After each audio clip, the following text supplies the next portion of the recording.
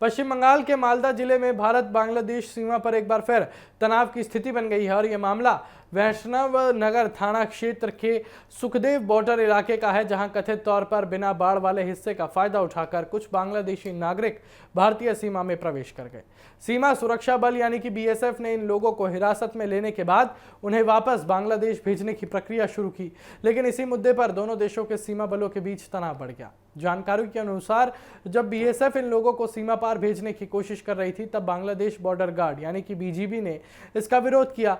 इसके बाद सीमा के दोनों ओर सुरक्षा बलों की तैनाती बढ़ा दी गई और स्थिति संवेदनशील हो गई। सूत्रों का कहना है कि सीमा पर कई दौर की बातचीत हुई, लेकिन तत्काल समाधान नहीं निकल सका और यह घटनाक्रम ऐसे समय में सामने आया है जब हाल के हफ्तों में भारत और बांग्लादेश के बीच अवैध घुसपैठ और कथित पुशबैक को लेकर कई विवाद सामने आए हैं। यहाँ शुभेंदु अधिकारी का डिटेक्ट, डिलीट और डिपोर्ट मामला भी सामने आया था और सीमा पर कई मामलों में दोनों देशों के सुरक्षा बल आमने सामने आ चुके हैं।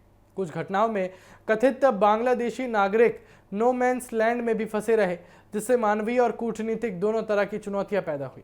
मालदा के सुखदेवपुर इलाके में भी तनाव का मुख्य कारण यही बताया जा रहा है कि हिरासत में लिए गए लोगों की नागरिकता और उन्हें स्वीकार करने के मुद्दे पर दोनों पक्ष की राय अलग अलग है और बीएसएफ का कहना है कि सीमा सुरक्षा और अवैध घुसपैठ रोकना उसकी जिम्मेदारी है, जबकि बीजीपी निर्धारित प्रक्रिया का पालन करने पर जोर दे रहा है।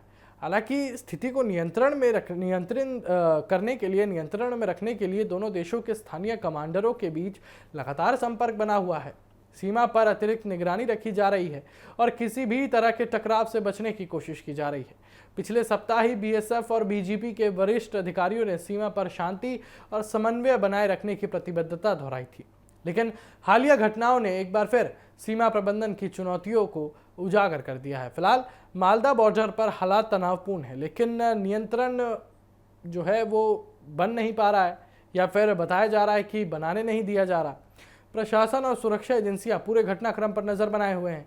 अब सभी की निगाहें इस बात पर है कि दोनों देशों के बीच बातचीत के जरिए इस विवाद का समाधान कैसे निकाला जाता है और सीमा पर सामान्य स्थिति कब बहाल होती है।